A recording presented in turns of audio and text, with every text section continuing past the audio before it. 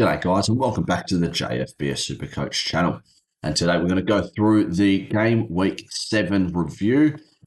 As we can see, I scored a 107 and it's a current trend these past couple of weeks, but just slowly grinding up the week ranks and the season ranks. So now I've hit top 8%. So next week, probably 7, 6, maybe number 1. We'll see very soon. Hopefully it happens sooner rather than later. But yes, this was the team. We'll go through each by each. Actually, we'll just go through Arsenal. So Raya with a 10 and Calafiori with 11, obviously, for keeping a clean sheet against... Who did they play against? I know who they played against. They played against... well, I'm going to check it here anyways. West Ham. So they kept a clean sheet against West Ham, which was really good. Very handy. They scored 10 and 11, considering the rest of my defenders didn't really do as well. Senesi with a 5. This might be the lowest, one of the lower scores he's had this season. Second lowest, and that first game was against Liverpool, which would have been really, really tough. But do you know what? You're going to get games like that from defenders. I know they scored 3, they won 3-0, but against Bournemouth, not Bournemouth. Why did I say Bournemouth? Fulham. Against Fulham, it just depends when they gave up that goal. Because if it's in with, I think it was, it wants to load. Oh, it's the 70th minute. Very interesting. Okay. I don't know why then. Like, because if we have a look at another, like the other,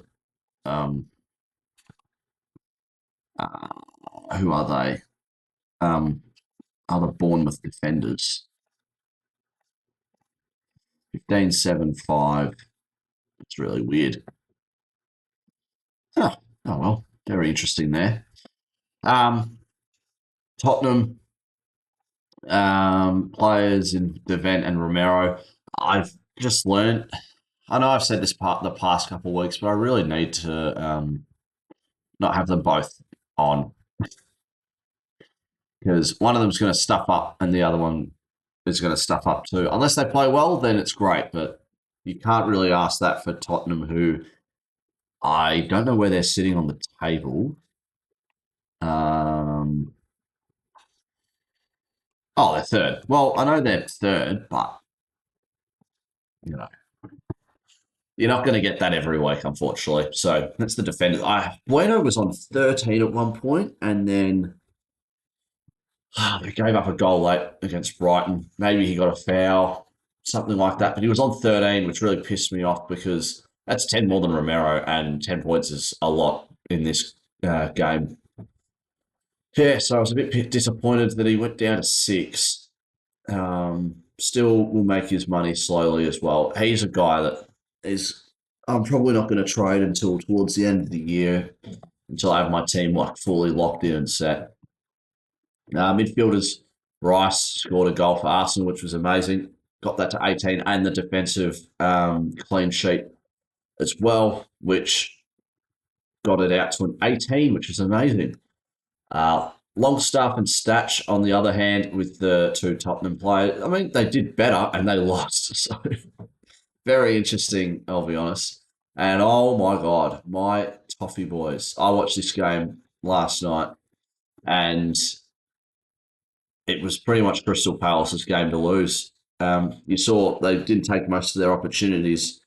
I reckon they had a good 2 or 3 goal scoring opportunities and they couldn't deliver. But then when it really mattered, Njai got the penalty. Grealish with that goal. He was on a 3 or 5, and, you know, he got back to up to 15, first goal for Everton, which was great.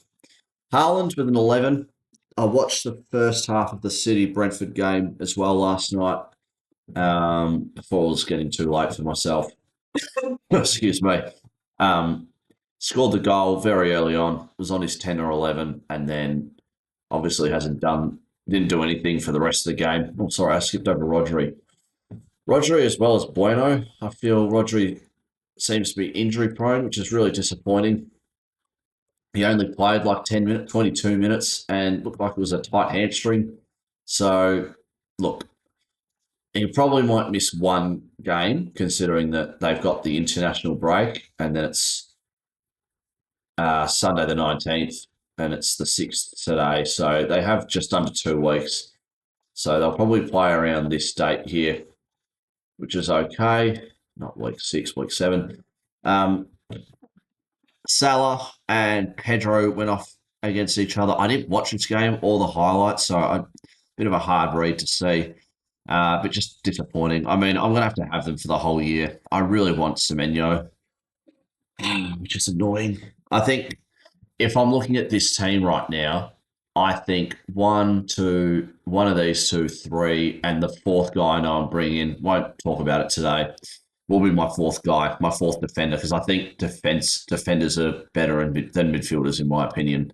And then you've got Rice and English. That's another two that I want to keep. Flipping these two, basically 18 mil. Yeah, 18 mil between them. And I've got 700k to spare. And one of my trades will have about 1.7 million left over. Midfield is going to look pretty good in not next week, but the week after, because they have got in 2 weeks' time, they've got Burnley. So expecting a decent score from both of them. I will have them both on. But yeah, so that's the team for the week. Pedro, I'm going to have to keep. I'm thinking when Palmer gets better, it's probably when I flip one of these two, because I could probably just do a straight swap to him. Grealish, obviously, they've got Man City in 2 weeks' time, so we'll be getting rid of him. Who are some other players that excuse me, a week set. So Semenyo 29. That really pissed me off, I'll be honest. Like, I remember it was a few rounds ago where I had the option to just flip him from Salah, and now he's going to be unattainable for me. So really disappointing. His average and 3 week average has been amazing, as well as Haaland. So Munoz scored a goal, and then they gave up 2 goals late, but had the clean sheet for the first 60 minutes, which was good. Other blokes, bit of a high scoring round, I'll be honest. A lot of 15s and 14s, a lot of 13s, and not many 12s, lots of 11s. My week could have gone a bit better, but at the end of the day, I'm happy that I'm going up in ranks, and being top 10%, or right now 8, is so much better than what I thought it was going to be going into the year. Now that this is my first year following the EPL very casually, as you can tell, I don't know any of the players. But if I'm thinking, because I've got 2 weeks to think about my trades, I've got 31. I'm going to do one trade this week and probably none the next. So one trade for this round, none for this round. And then from week 10 onwards, got to find some, what am I trying to say? Got to find some teams with a good fixture to figure out what I want to do with Longstaff and Statch. I don't know how is it Stash? For example, week 10 they've got Burnley, and then week 11 they've got Forest. So still on the easier side. And then they got Villa. So they haven't been performing that well from what I've heard. And then I've got City. So I could honestly have them until week 13, but am I going to? No. I need to move at least one of them on in 3 weeks' time. And this is probably a better way to look at it, is this thing. Leeds and Burnley, West Ham. So 2 easy games there. And then 3 greys. Whereas Chelsea would be good to get some players, and João Pedro will definitely come back stronger than ever, and hopefully find some form in these 3 games and score me good points. My only real concern is going to be Salah. average 7.4. He's gone down about 6 million. Yep, 6.5 million. Looking like to lose another million. And money's really hard to find. Yeah, look, after these first 4 weeks, I'd be like, yep, that's completely fine for him.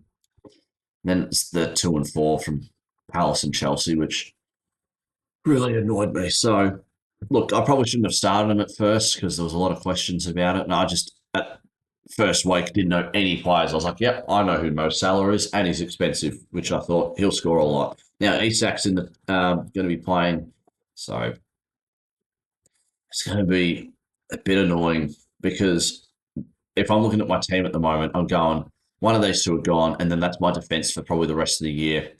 And then I've got 1, 2 keepers. These two want to get rid. I'll flip them to really good midfielders, and then I just need to find. I think forwards are better for form than actual. What am I trying to say? Like they are like sorry, opponents more than form.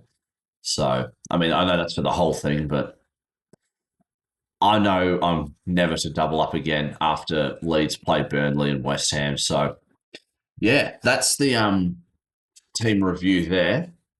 Who had the best week for week 7? 179 points. Wow. Okay. Even had Reece James on the bench. That's insane. Oh, I really want Semenyo. That's a really good that was a really good what's it called? Week for this guy. That I wanted Semenyo. I wanted Semenyo. I had him like when was I thinking of bringing him in? Like I think it was after this week, and now he's just gone up 2.6. Could I find a way to get him in? Don't really want to. Liverpool, Man U, and Pedro has Forest this week, so we'll see. See what I'll do for the trades this coming week. I know I've already got one trade, but we'll see what I'll do for the others maybe. But yeah, thanks again for tuning into the EPL Game Week 6. Sorry, 6. Game Week 7 review. Hopefully you guys did very well in this round. You won't see the preview for Game Week 8 till the 17th. So I'll see you guys then. Thanks again for tuning in. I'll see you guys next time. Cheers.